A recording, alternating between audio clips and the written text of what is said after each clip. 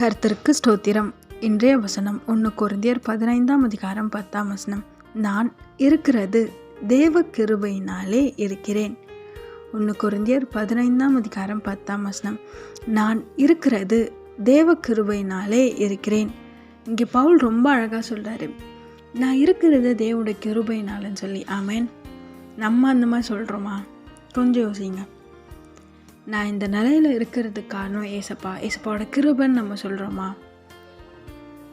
கொஞ்சம் யோசிச்சு பாருங்கள். ஏன்னா நம்மளுக்கு தெரியாமலே நம்ம என்ன பண்ணுறோம் அப்படின்னா, என் படிப்புனால தான் நான் இப்படி இருக்கேன், என் டேலண்ட்னால தான் நான் இப்படி இருக்கேன், நம்மளை குறித்து மேன்மை பாராட்டுறோம்.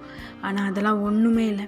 நம்ம இவ்வளோ தூரம் உயர்ந்து இருக்கிறது, இவ்வளோ தூரம் ஆசீர்வாதமாக இருக்கிறது தேவனுடைய கிருபையினால்.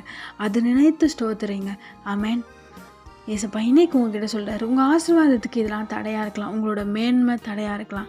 உங்களை தாழ்த்துங்க. தாழ்மை உள்ளவருக்கு கர்த்தர் கிருபை அளிக்கிறாருன்னு வேதவசனம் சொல்லுது. உங்களுக்கு கிருபை வேணுமா? அந்த கிருபை இல்லாட்டி இழந்து போயிருக்கீங்களா?